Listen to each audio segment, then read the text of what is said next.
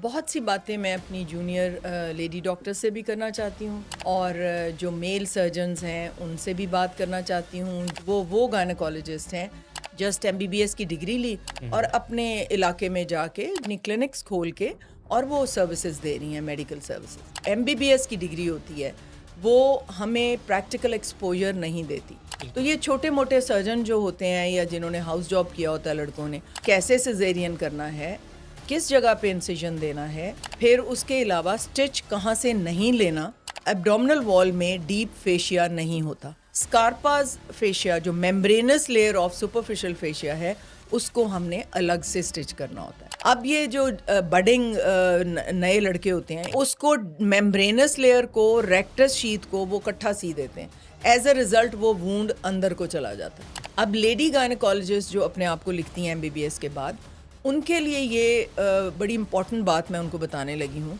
जब आपने एक पेशेंट को लेबर में ले गए और यूट्रस जो है उसका माउथ डायलेट हो रहा है जी।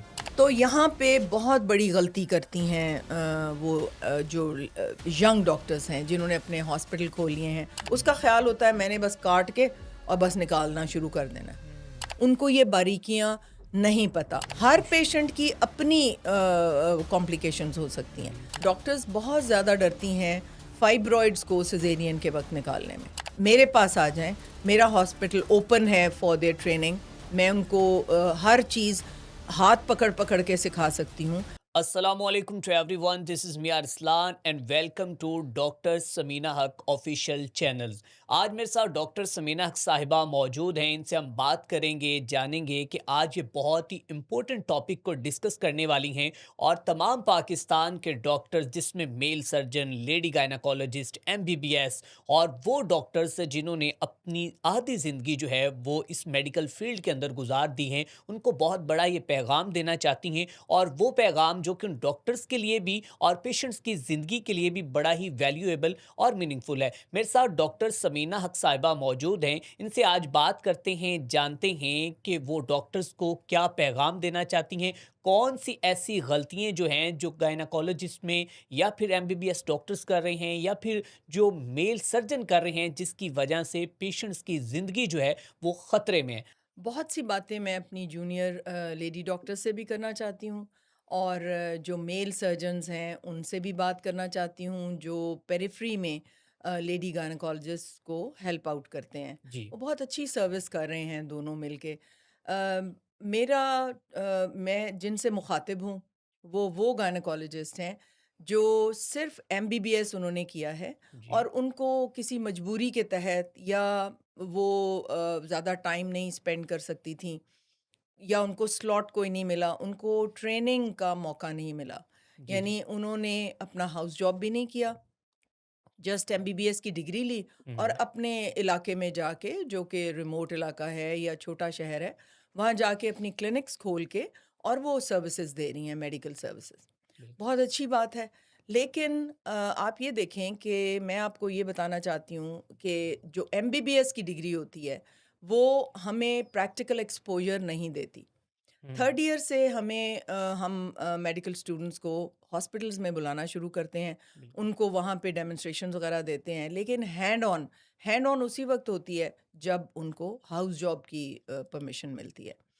तो हाउस जॉब में पहले 6 मंथ्स तो वो रोटेशन होती है सारी जगहों पे और उसके बाद वो जो स्पेशलिटी अपने लिए मुंतखब करती हैं, वहाँ पे फिर जाके उनको 6 मंथ्स और यानी 1 साल का हाउस जॉब, वो फिर वो सीनियर हाउस ऑफिसर बन जाती हैं।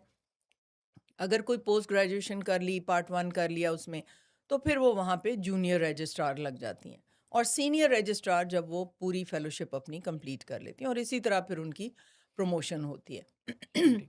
अगर एमबीबीएस सिर्फ कर लिया, बहुत बड़ी एफर्ट है ये। एमबीबीएस में दाखला लेना, फिर वहाँ 5 साल पढ़ना, फिर ये एक बहुत बड़ी एफर्ट है। लेकिन वो जो पॉलिशिंग चाहिए होती है, जो उसके बाद आपको प्रैक्टिकल करने के लिए जो ट्रेनिंग चाहिए होती है, वो उनके पास नहीं होती, जो कि बहुत ज़रूरी है आपको प्रैक्टिकल लाइफ में एंटर होने के लिए। बिल्कुल ठीक है। तो फिर उनका वे आउट क्या होता है कि या तो वो किसी सर्जन को, मेल सर्जन को बुला लेती हैं, क्योंकि नॉर्मल डिलीवरी तो चलें उन्होंने कर ली, जब सिजेरियन करने की बारी आई तो उनका एक्सपोजर तो होता नहीं है, उन्होंने कभी किया नहीं होता, तो वो फिर हेल्प लेती हैं मेल सर्जन की।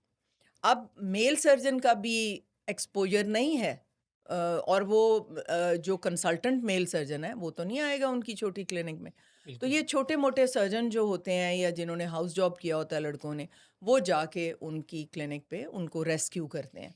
हुँ, अब होता यूं है कि उस यंग लड़के का भी एक्सपोजर नहीं है कि कैसे सिजेरियन करना है, किस जगह पे इंसिजन देना है, क्लोज कैसे करना है, आइंदा यूट्रस रप्चर ना हो नेक्स्ट प्रेगनेंसी में पेन्स में, उसकी क्या प्रिकॉशन करनी है।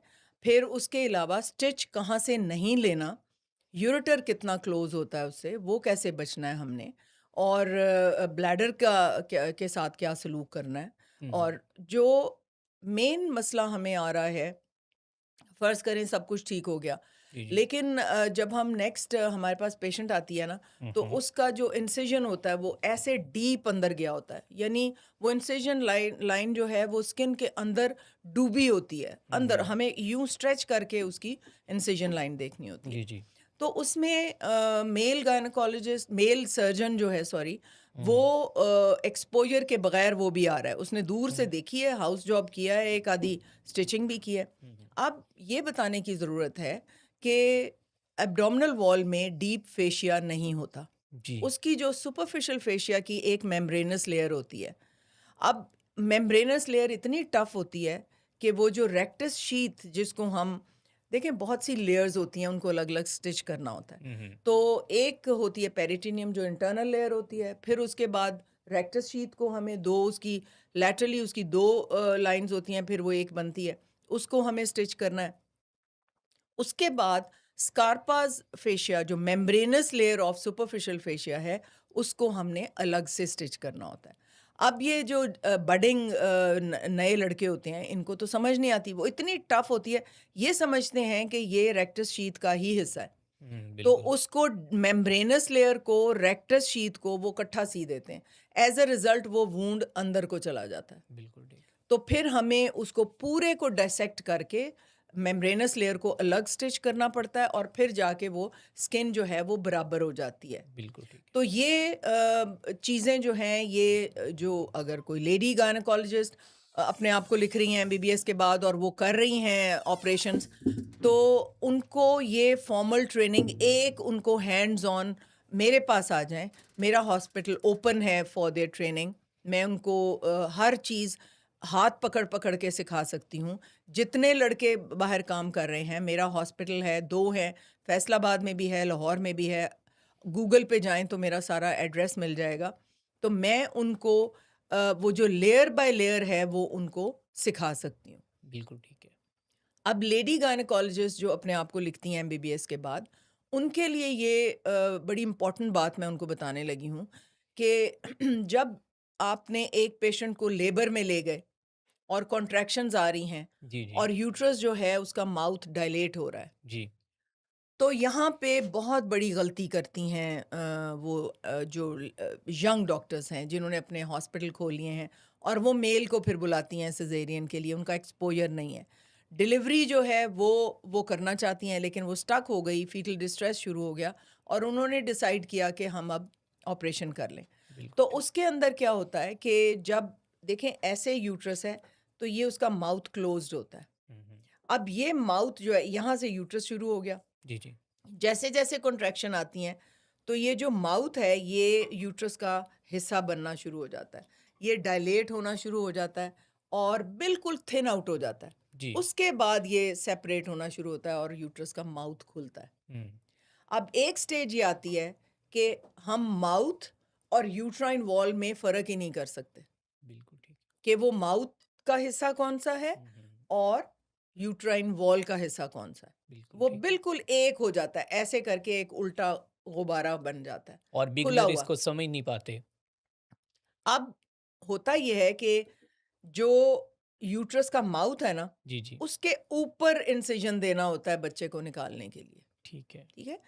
जब वो खुल जाता है, माउथ उसका खुल जाता है और कोई जगह ही नहीं पता चलती कि यूट्रस का माउथ किधर है और यूट्रस कहाँ से शुरू हो रहा है, बॉडी उसकी कहाँ शुरू, इंसिजन जो है, कट जो लगाना है वो बॉडी में लगाना है, बॉडी में लगा के आपने बच्चा निकालना है, और फिर जब यूट्रस इन्वोल्यूट होगा तो इस तरह माउथ खुद से बन जाएगा और यहाँ आपका इंसिजन होगा।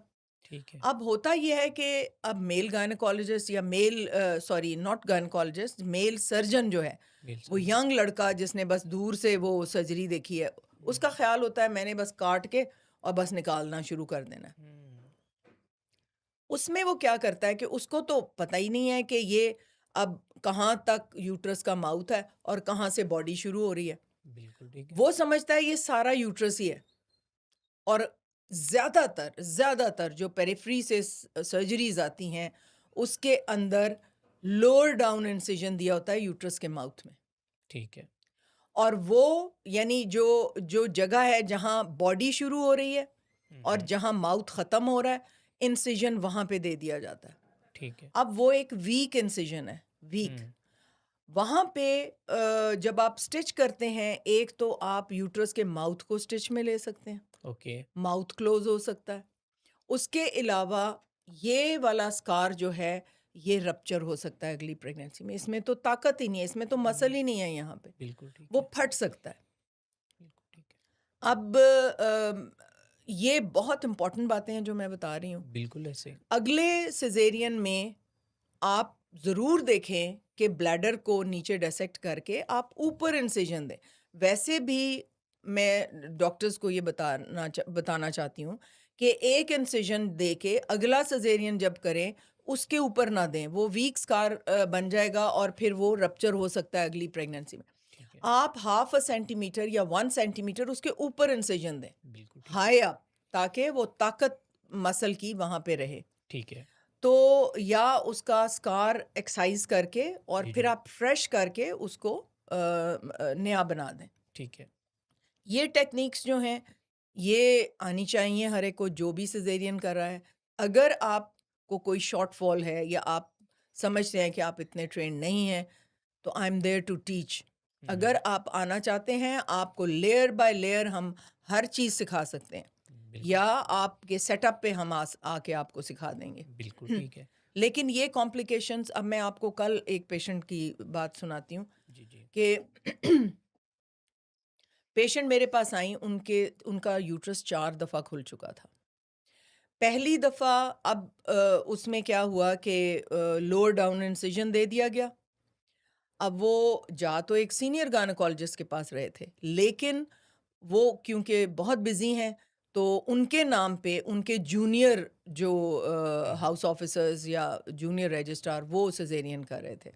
मुझे पेशेंट ने बताया कि जी वो तो बहुत बिज़ी थी, उन्होंने अपना जूनियर, वो आई ज़रूर थिएटर में, लेकिन जूनियर को उन्होंने दे दिया। अब जूनियर ने क्या किया कि जंक्शन ऑफ यूट्राइन माउथ यानी सर्विक्स और बॉडी, वो इस्थमिक पोर्शन होता है उससे नीचे, जहाँ जहाँ इंटरनल ऑस हम उसको कहते हैं, जो एक एक्सटर्नल ओपनिंग होती है ना, फिर माउथ होता है, फिर एक इंटरनल ओपनिंग होती है जी, यूट्रस जी। की। अब उस लेवल पे उसने सर्विक्स में इंसिजन दे दिया। पहला बच्चा तो ऑब्वियसली वो एस्केप कर गया, वो तो एक नॉर्मल प्रेगनेंसी थी। जब सेकंड सिजेरियन करना था, अब आप ये देखें कि एक सीनियर गायनेकोलॉजिस्ट ने अगर ऑपरेशन किया हो, जी, जी। तो वो यूट्राइन रप्चर नहीं हो सकता, फट नहीं सकता। बिल्कुल ऐसे। और वो इलेक्टिव सिजेरियन था, ये नहीं था कि उसको आपने दर्दें दी और जी, जी, फिर जी। ठीक है। अब सेकंड सिजेरियन में उसने फिर वहीं पे इंसिजन दिया। पहला तो बच गया ना, हुँ, हुँ। सेकंड में फिर वहीं पे इंसिजन दिया गया और वो वीक हो गया। थर्ड जब उसकी प्रेगनेंसी हुई है, तो तकरीबन 5वें महीने में उसको शदीद ब्लीडिंग शुरू हो गई, और जब अल्ट्रासाउंड किया गया तो वो स्कार के नीचे इतना बड़ा क्लॉट था। ठीक अब है। वो यूट्रस रप्चर हुआ, रप्चर होके उसके नीचे क्लॉट बन गया। बिल्कुल ठीक है। अब उन्होंने कोशिश तो की कि उसको नॉर्मल डिलीवर करें, क्योंकि वो 4 माह के बच्चे के लिए तो पेट काटना और बच्चेदानी काटना तो बहुत ज़्यादती वाली बात है। डॉक्टर बिल्कुल, साहिबा ने कोशिश की कि, लेकिन अब यूट्रस रप्चर्ड है, वो कैसे नॉर्मल जगह पे बच्चा भेज सकता है? वो तो यूट्राइन रप्चर में से भेजेगा ना बच्चा बाहर। बिल्कुल ऐसे। अब वो यूट्रस जब रप्चर हुआ और बच्चा उसमें से निकलना शुरू हो गया, तो फिर उसको ऑब्वियसली ऑपरेशन थिएटर लेके गए और एक दफ़ा फिर उसकी जो 28 हफ्ते से पहले हो उसको हम हिस्ट्रोटमी कहते हैं, अगर जी। यूट्रस काट के बच्चा जी, निकालें। जी। तो हिस्ट्रोटमी करनी पड़ी ठीक और है। उसको निकाल के फिर वहीं स्टिच कर दिया गया। कोई कोशिश नहीं की गई कि उसका स्कार एक्साइज़ करके उसको रीफैशन करें या आइंदा उसको बताएं कि देखें आप प्रेग्नेंट ना हों या हम इसको रीफैशन कर देते हैं या आइंदा सिजेरियन करें तो ज़रा ऊपर इंसिजन दें। ठीक है। अब ये हुआ और उसके बाद 4th प्रेगनेंसी जब हुई, वो फिर रप्चर हो गया।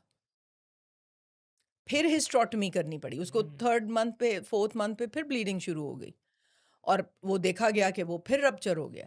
तो ये इनिशियल जो कट लगाया गया, उसके इतने दूर रस नताइज हो सकते हैं। तो इनिशियल कट जो है वो यूट्रस का जो अंदर का माउथ होता है उससे तकरीबन 2.5 सेंटीमीटर ऊपर इस्टमिक लेवल पे देना चाहिए। ठीक है। तो ये जो लड़के जाके हेल्प आउट करते हैं या जो जस्ट एमबीबीएस करके अपना क्लिनिक्स खोलती हैं, उनको ये बारीकियां नहीं पता। वो प्लीज़ बजाय इसके कि वो 6 महीने अपनी हाउस जॉब छोड़े, अपना क्लिनिक छोड़ें और फिर हाउस जॉब जॉइन करें, हम इधर मौजूद हैं उनको सिखाने के लिए। बिल्कुल अगर ठीक वो है। सीखना चाहती हैं तो दे आर मोस्ट वेलकम, मेरे पास आएँ, मैं उनको एटलीस्ट एक सिज़ेरियन करके बता सकती हूँ। फिर देखें, एक सिज़ेरियन जो है, every patient is a new patient. हर न्यूट्रिश पेशेंट की अपनी कॉम्प्लिकेशंस हो सकती हैं। बिल्कुल ठीक है। अब कई बार ऐसे होता है कि हम यूट्रस पे इंसिजन देने लगे हैं, जी, जी। इतनी मोटी-मोटी खून की नालियाँ हैं वहाँ पे। वो हुँ। इंसिजन देते ही पूरा थिएटर खून से भर जाता है। तो हर सिज़ेरियन जो है वो एक जैसा नहीं होता। ठीक है। हर एक की अपनी कॉम्प्लिकेशंस हो सकती हैं। ब्लैडर किसी का बहुत नीचे नहीं जा रहा, किसी का प्रीवियस सिज़ेरियन की वजह से ब्लैडर जो है वो बहुत बुरी तरह चिपका हुआ है। उसमें क्या करना है, आप पेल्विक किडनीज़ कई दफ़ा होते हैं, पेल्विस में किडनी होता है, उसको कैसे डील करना है, ट्यूमर्स होते हैं। फिर डॉक्टर्स बहुत ज़्यादा डरती हैं फाइब्रॉइड्स को सिज़ेरियन के वक़्त निकालने में। अब जी, जी। रिकमेंडेशंस तो हैं कि आप बाद में 3 महीने के बाद या 4 महीने के बाद उसको जब यूट्रस छोटा हो जाए। लेकिन कई फाइब्रॉइड्स ऐसे होते हैं क्योंकि बच्चा निकलने के बाद यूट्रस कॉन्ट्रैक्ट कर जाता है। हुँ।